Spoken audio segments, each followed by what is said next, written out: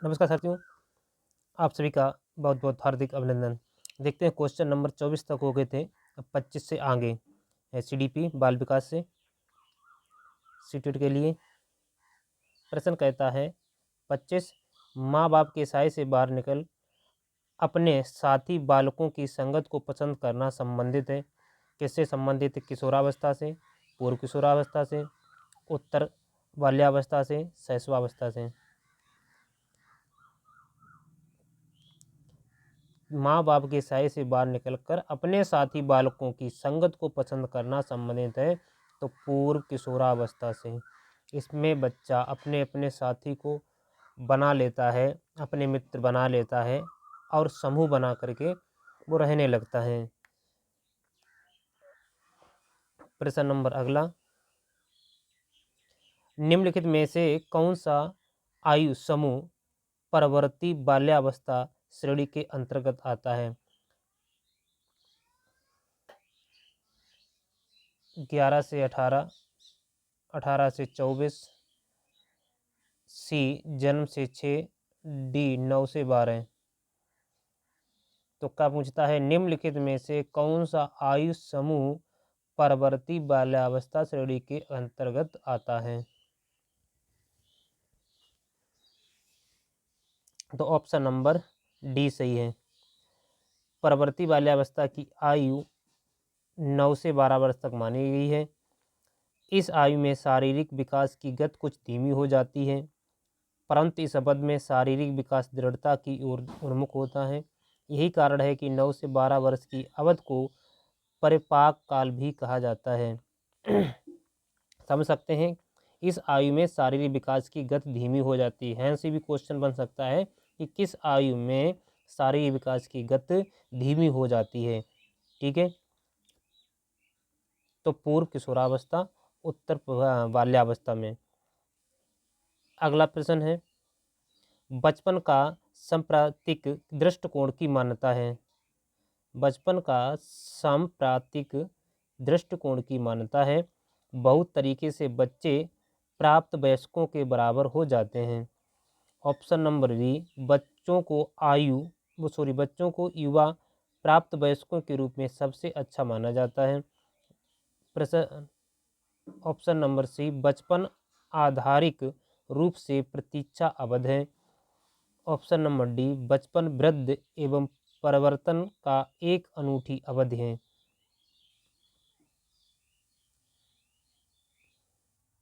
तो option number D सही है कि बचपन वृद्धि एवं परिवर्तन का एक अनूठी अवधि है। बचपन में वृद्धि होती है और इसमें परिवर्तन होते हैं, ये एक अनूठी अवधि है, समय है। अगला प्रश्न है, शिक्षण अधिगम प्रक्रिया में व्यक्तिगत रूप से ध्यान देना महत्वपूर्ण है क्योंकि? ऑप्शन नंबर ए, शिक्षार्थी हमेशा समूह में ही बेहतर सीखते हैं। ऑप्शन नंबर बी, शिक्षक प्रशिक्षण कार्यक्रमों में ऐसा ही बताया गया है। ऑप्शन नंबर सी, इससे प्रत्येक विद्यार्थी को अनुशासित करने के लिए शिक्षकों को बेहतर अवसर मिलते हैं। ऑप्शन नंबर डी, बच्चों की विकास दर भिन्न होती है और वे भिन्न तरीकों से सीखते हैं। बिल्कुल बात सही, option number D is right.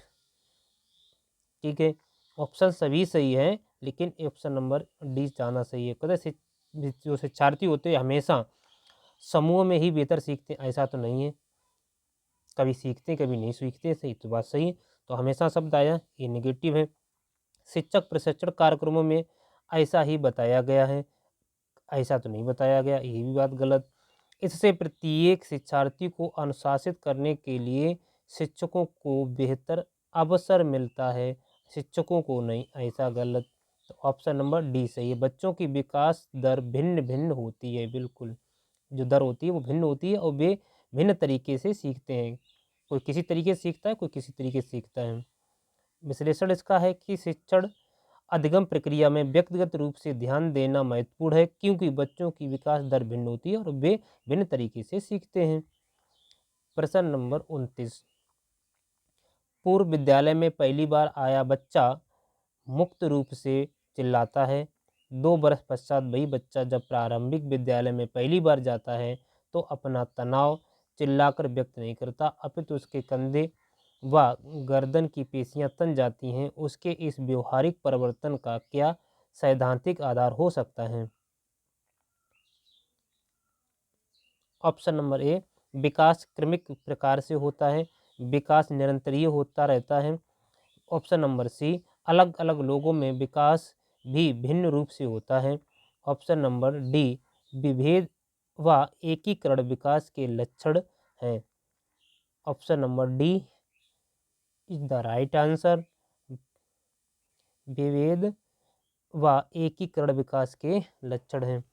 किसी पूर्व विद्यालय में विश्लेषण है, पहली बार आया बच्चा मुक्त रूप से चिल्लाता है। सही बात, आपने देखा होगा कि बच्चा छोटा होता है और जब पहली बार विद्यालय में जाता है तो वो चीखता है, रोता है, चिल्लाता है, अपनी भावनाओं को व्यक्त करता है। और बच्चा कहता है हम नहीं पढ़ेंगे, हम घर जाएंगे, हम नहीं पढ़ेंगे, हम घर जाएंगे, हम नहीं पढ़ेंगे, हम घर जाएंगे।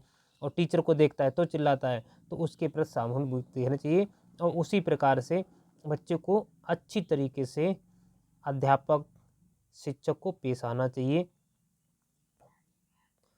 तो किसी पूर्व विद्यालय में पहली बार आया बच्चा मुक्त रूप से चिल्लाता है। 2 वर्ष पश्चात भी बच्चा जब प्रारंभिक विद्यालय में पहली बार जाता है तो अपना तनाव चिल्लाकर व्यक्त नहीं करता, अपितु उसके कंधे व गर्दन की पेशियां तन जाती हैं। इसके इस व्यवहारिक परिवर्तन का सैद्धांतिक आधार विभेद व एकीकरण विकास के लक्षण हैं, अर्थात उस बच्चे के विभेद विश्लेषण, जांच, पद छेद तथा एकीकरण, एकीभाव, संघीकरण के विकास के लक्षण के अनुसार हैं।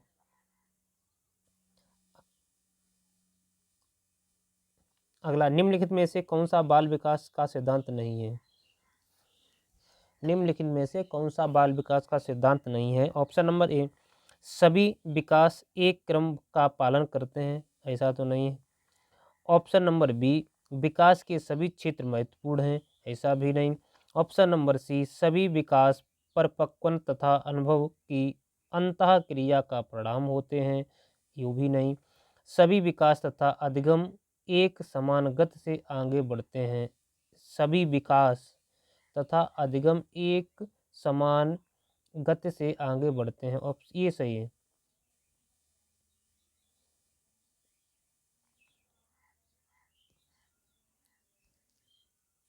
सभी विकास तथा अधिगम एक समान गति से आगे बढ़ते हैं, यह सिद्धांत गलत है, क्योंकि अधिगम व्यवहार में उपरोक्त अनुकूलन की एक प्रक्रिया है, जबकि विकास वृद्धि के फलस्वरूप शरीर के विभिन्न अंगों में आए परिवर्तनों के संगठन से है। समझ रहे? पहले अच्छी तरह प्रश्न को पढ़ना है। प्रश्न ये नेगेटिव पूछ रहा है। क्या कहता है? निम्नलिखित में से कौन सा बाल विकास का एक सिद्धांत नहीं है? जो नहीं है वही खोजना है। तो यही नहीं कि सभी विकास तथा अधिगम एक समान गति से आगे बढ़ते हैं, ये कैसे हो सकता है? ये नहीं है। और ये सब सही है, ठीक है, ये सब सिद्धांत सही है। सभी विकास एक क्रम का पालन करते हैं, विकास के सभी क्षेत्र महत्वपूर्ण होते हैं, सभी विकास परिपक्व तथा अनुभव की अंतःक्रिया का परिणाम होते हैं, लेकिन ऑप्शन नंबर डी नहीं है और ये सब है। अगला प्रश्न, विकास डेढ़ डेढ़ से डेढ़ डेढ़ की ओर बढ़ता है। ऑप्शन नंबर ए, सामान्य विशिष्ट। ऑप्शन नंबर बी, जटिल कठिन। ऑप्शन नंबर सी, विशिष्ट सामान्य। ऑप्शन नंबर डी, साधारण आसान। तो ऑप्शन नंबर ए सही है, सामान्य विशिष्ट। सामान्य से लेकर के और विशिष्ट की ओर चलता है, विकास का यही क्रम होता है। पहले सामान्य चीज़ें सीखना है, पहले बच्चों को कलम पकड़ाना है, पहले बच्चा कलम पकड़ेगा, कापी रखेगा, फिर उसमें चलाने का, फिर धीरे धीरे जटिल जटिल प्रक्रिया उसकी प्रवृत्ति करते चले, सीखता चला जाएगा। विश्लेषण क्या कहता है कि विकास सामान्य से विशिष्ट की ओर बढ़ता है। उदाहरण, नवजात शिशु अपने शरीर के किसी एक अंग का संचालन करने से पूर्व अपने शरीर का संचालन करता है और किसी विशेष वस्तु की ओर इशारा करने से पूर्व अपने हाथों को सामान्य रूप से चलाता है। समझ गए?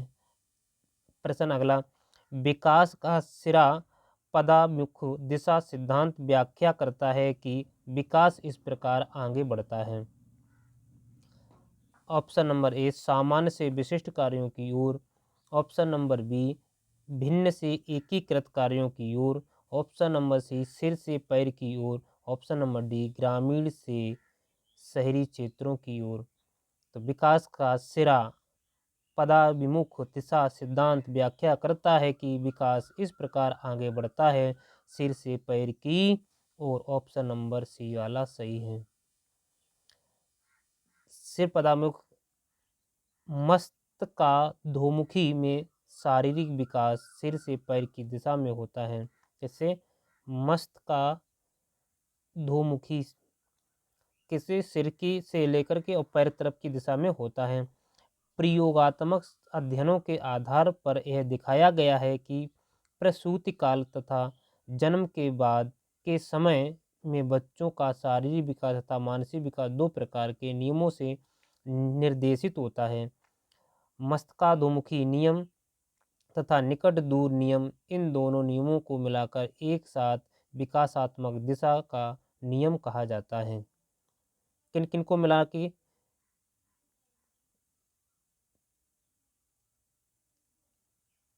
मस्तकात्मक और निकट मुख, इन दोनों को नियमों को मिला दिया जाता है, तब विकासात्मक दिशा कहलाती है। अगला प्रश्न है, निम्नलिखित में से कौन सा वृद्धि और विकास के सिद्धांत से संबंधित नहीं है? नहीं वाले को बहुत ध्यान दो। निम्नलिखित में से कौन सा वृद्धि और विकास के सिद्धांतों से संबंधित नहीं है? अब थोड़ा फास्ट चलेंगे। निरंतरता सिद्धांत, वर्गीकरण सिद्धांत, समन्वय का सिद्धांत, वैयक्तिकता का सिद्धांत। तो ऑप्शन नंबर बी सही है, वर्गीकरण का सिद्धांत नहीं है। जो नहीं है बस वही सही है। ठीक है, समझने कहने का मतलब है जो नहीं है बस ऑप्शन वही सही है, और जो है वो नहीं है। इसमें नहीं पूछा तो नहीं वाला ही नहीं होगा। ठीक है, जो नहीं है बस वही नहीं है और वही सही है।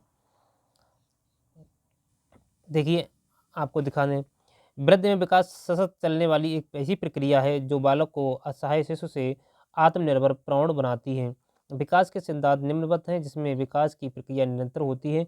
तो नंबर एक है निरंतरता का सिद्धांत, विकास हमेशा निरंतर चलता रहता है और जन्मों तक चलता रहता है। समन्वय का सिद्धांत एकीकरण का सिद्धांत है। वैयक्तिकता का सिद्धांत ये भी है। वंशानुक्रम व वातावरण के अंतःक्रिया का सिद्धांत भी है। विकास क्रम का सिद्धांत भी है। इस प्रकार से बड़ी के सिद्धांत दिए गए हैं। अगला प्रश्न है, मानव व्यक्तित्व के मनोलैंगिक विकास को निम्न में किसने महत्व दिया है? मानव व्यक्तित्व के मनोलैंगिक विकास के निम्न में से किसने दिया, कितने विद्वान ने दिया है लैंगिकता के नियम? ऑप्शन नंबर ए कहता है कमेनियस, ऑप्शन नंबर बी है हाल, ऑप्शन नंबर सी है हालिंगवर्थ, ऑप्शन नंबर डी है फ्राइड।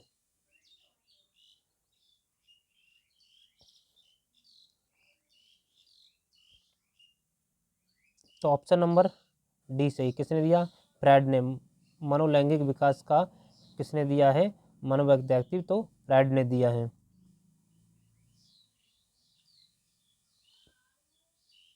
प्रश्न नंबर 35, निम्न में से कौन सा विकास का सिद्धांत नहीं है? विकास का सिद्धांत नहीं है, नहीं है तो जो नहीं है देखिए कौन सा नहीं है। ऑप्शन नंबर ए अनुकूलित प्रत्यावर्तन का सिद्धांत, ऑप्शन नंबर बी निरंतर विकास का सिद्धांत, चलता है विकास का निरंतर सिद्धांत, ऑप्शन नंबर सी परस्पर संबंध का सिद्धांत, ये भी सही, ऑप्शन नंबर डी समान प्रतिमान का सिद्धांत, समान प्रतिमान का सिद्धांत भी है, लेकिन इसमें क्या अनुकूलित प्रत्यावर्तन का सिद्धांत, ऑप्शन नंबर ए नहीं है और बस यही सही है। इसी प्रकार से मिलेंगे आपको टेट में, सीटेट में क्वेश्चन। इन्हीं प्रकार से आपको देखना है, पढ़ना है, लिखना है, सोचना है, अपने को करियर को सेव करना है, सुरक्षित करना है। अब विश्लेषण इसका प्रश्न का है, निरंतर विकास का सिद्धांत, परस्पर संबंध का सिद्धांत, समान प्रतिमान का सिद्धांत, वंशानुक्रम तथा वातावरण का सिद्धांत, परिमार्जित का सिद्धांत, एकीकरण का सिद्धांत, मस्त दोमुखी का सिद्धांत, केंद्र से निकट दूर का सिद्धांत, सामान्य से विशिष्ट प्रक्रियाओं का सिद्धांत, व्यक्तिगतता का सिद्धांत, विकास क्रम का सिद्धांत आदि विकास के सिद्धांत हैं, जबकि अनुकूलित प्रत्यावर्तन का सिद्धांत अधिगम से संबंधित नहीं है। प्रश्न नंबर 36, विकास कभी न समाप्त होने वाली प्रक्रिया है, यह विचार किससे संबंधित है? परिभाषा है कि विकास कभी न समाप्त होने वाली प्रक्रिया है, तो ये परिभाषा किस विद्वान ने दी है या किससे संबंधित है, सॉरी। ये है ऑप्शन नंबर ए अंतःसंबंध का सिद्धांत। ऑप्शन नंबर बी निरंतरता का सिद्धांत। यही लागू होता है कि विकास कभी न समाप्त होने वाली प्रक्रिया है, तो ये निरंतर चलने वाली है। सीटेट 2011 में पूछा गया है, तो ऑप्शन नंबर बी सही है। एकीकरण का सिद्धांत, अंतःक्रिया का सिद्धांत। इस सिद्धांत ये भी है, लेकिन वो का विकास निरंतर चलने वाली प्रक्रिया है जो जन्म से मृत्यु तक निरंतर चलती रहती है तथा उसमें कोई भी विकास आकस्मिक ढंग से नहीं होता है, यानी अकस्मात नहीं होता है, बल्कि धीरे धीरे होता है। अतः विकास कभी न समाप्त होने वाली प्रक्रिया निरंतरता का सिद्धांत से संबंधित है। ये निरंतर चलने वाली प्रक्रिया इसी से संबंधित है। प्रश्न नंबर 37, विकास की गति एक व्यक्ति से दूसरे में भिन्न होती है, सही बात, किंतु यह एक डेड नमूने को अनुगमन करती है। एड़ी से चोटी, अव्यवस्थित, अप्रत्याशित, क्रमबद्ध और व्यवस्थित। तो बिल्कुल बात सही है, ऑप्शन नंबर डी इसका सही है। क्रमबद्ध यानी क्रम तरीके से धीरे धीरे और सुव्यवस्थित तरीके से होता है। ये 2016 में पूछा गया। देखो, भले आपको ये क्वेश्चन नहीं मिलेंगे, हम बार बार कहते हैं, परंतु इनसे सीखने को बहुत मिलेंगे। इसी प्रकार से क्वेश्चन पूछे जाते हैं, कंप्यूटर पर आएंगे, इसी प्रकार से आपको मिलेंगे। तो इन्हीं के बेस से, इन्हीं के तरीके से सीख करके आप अच्छी तरीके से अपने सीटेट को क्रैक कर सकते हैं, क्योंकि हमने भी इसी विधि से सीखा है, हमने भी इसी वजह से अपना सीटेट क्वालिफाई किए हैं। फर्स्ट सेकंड दोनों पेपरों को अच्छी तरीके से, किसी प्रकार से हम निराश नहीं हुए, हताश नहीं हुए, पहली बार में ही सीटेट मेरा क्वालिफाई हो गया। तो आप जितना भी प्रैक्टिस करेंगे, जितने भी इस प्रकार से प्रश्न देखेंगे, जितने भी आंसर देखेंगे, जितने भी टिक करेंगे, तो इनसे बहुत कुछ सीखने को मिलेगा। और घुमा फिरा करके इन्हीं से ही पूछा जाता है। बाल विकास से अंत कहाँ से आने वाला है, बाहर कहाँ से पूछा जाएगा। जो चीज़ें किताबों दी हैं वही आएंगी, तो वही हम आपको पहुंचाने की प्रयास कर रहे हैं। तो इसीलिए मेरा भी कहना है, अपने सभी साथियों तक वीडियो को ज़रूर भेजें, उनको भी ज़रूर बताएं हमारे चैनल के बारे में, जिससे उनका भी भला हो सके, आगे आने वाली भर्ती की योग्य वो भी हो सकें और अपने करियर को अच्छी तरीके से सेव कर सकें। बड़ी कठिनाइयां हैं, इस राह पर चलना तो होगा, कहीं कांटे बचाने होंगे तो कहीं कांटे हटाने भी होंगे। चलिए, विश्लेषण इसका है, विकास की गति एक व्यक्ति से दूसरे व्यक्ति में भिन्न होती है, किंतु यह एक क्रमबद्ध और व्यवस्थित नमूने का अनुगमन करती है। डगलस एवं हाईलैंड के अनुसार विभिन्न व्यक्तियों के विकास की गति में भिन्नता होती है और यह भिन्नता विकास के संपूर्ण काल में यथावत बनी रहती है। किसने कहा है? डगलस एवं हाईलैंड के अनुसार। अगला प्रश्न है, निम्नलिखित में से कौन सा विकास का सिद्धांत है? यह निरंतर चलने वाली प्रक्रिया नहीं है। अच्छा, नहीं है, या वो तो है। ऑप्शन नंबर बी कहता है विकास की सभी प्रक्रियाएं अंतः संबंधित नहीं होती हैं, अंतः संबंधित होती हैं भैया, अंधी सी होती हैं। ऑप्शन नंबर सी, सभी की विकास दर समान नहीं होती है, उसमें भी नहीं आया। लेकिन क्या कहता है, सभी की विकास दर समान नहीं होती, समान नहीं होती। तो जो समान नहीं होती, लेकिन आगे कहता है विकास हमेशा रेखीय होता है, क्योंकि उत्तराखंड के पूछा गया, ये टेट में है। तो ऑप्शन नंबर इसका सी सही है। जो सभी की विकास दर समान नहीं होती है, अलग अलग होती है, समझ रहे? सभी की विकास दर समान नहीं होती है, कैसी होती है? अलग अलग। ठीक है, यानी सबकी क्या होती है? अलग अलग होती है, सबकी भिन्न भिन्न होती है। तो इसीलिए वो कहता है नहीं होती, लेकिन होती है। सभी की विकास दर समान नहीं होती है, यानी अलग अलग होती है। सही है। ऑप्शन विकास जीवन पर्यंत चलने वाली प्रक्रिया होती है जो शारीरिक, मानसिक तथा सांख्यिक होती है। इसमें बालक के संपूर्ण जीवन का निर्माण होता है, परंतु वैयक्तिक भिन्नता के कारण यह विकास अलग अलग लोगों में अलग अलग गति से पाया जाता है। प्रश्न नंबर 39, सीफेलोकोडिक प्रवृत्ति के सिद्धांत के अनुसार शारीरिक विकास होता है।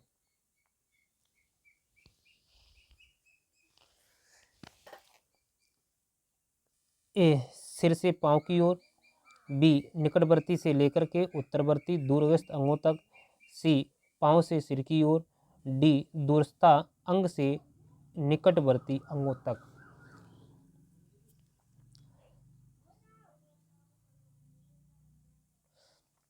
सीफेलोकोडल प्रवृत्ति के सिद्धांत के अनुसार विकास होता है, किस तरीके से होता है? कौन सा ऑप्शन सही है इसमें?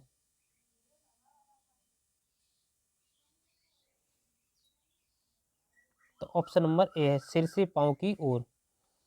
क्या दिया है इन्होंने? सिर से पांव की ओर। दोबारा देख लीजिए, मनोवैज्ञानिक याद कर लीजिए, यही खतरनाक है। सीफेलोकोडल, सीफेलोकोडल, तो उन्होंने दिया है सी से सिर से, सी से सिर से, सिर से पांव की ओर का सिद्धांत किसने दिया है? सीफेलोकोडल। ठीक है, यानी सी से सिर, सी से सिर, तो आ जाए सीफेलोकोडल। तो सिर से पांव की ओर का सिद्धांत किसने दिया है? सीफेलोकोडल्स ने। ठीक है, अगला प्रश्न,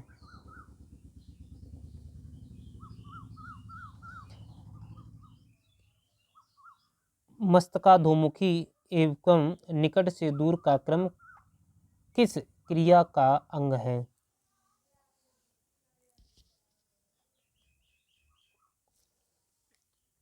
ऑप्शन नंबर ए चेतना, ऑप्शन नंबर ए विकास, ऑप्शन नंबर सी वृद्धि, ऑप्शन नंबर डी संशोधन।